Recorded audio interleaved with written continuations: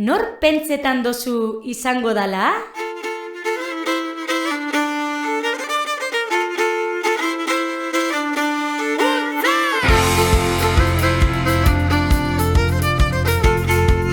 Ni Olaia Cancelo Mardaraz naz, batxillerroko ikaslea naz, eta gatikarra naz betidanik.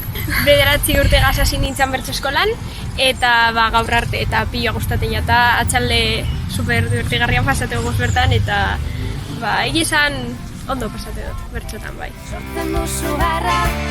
Gure artean, egia da, azken urteotan euskarak gainbera izan dauela, baina nik uste dut betikoak izan garenak gatikekoak nahiko hitz egiten dugula euskeraz gure artean, eta nik uste dut olako jendea dauen bitartean euskara ez dela galduko. Azken finean gure artean beti euskaraz hitz egingo dugulako eta mantendu ingo dugulako. Adibidez, lagun artean ez dakit, arraro behituten dutzu edo betzate da bie zeitik hitz egiten duzun horrela, ezta? Eta barik uste dut hori lehen esan da moduen aldatu beharko leukela.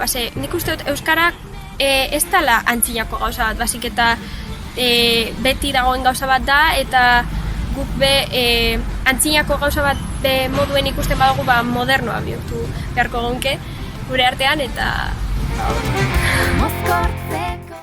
ni hau bizi izango naz batez ere 11 egun horretan nire lehen hitza euskaraz izaten saiatuko nazela jende guztiari, edo alekita gehiagari. Hori da triskantza!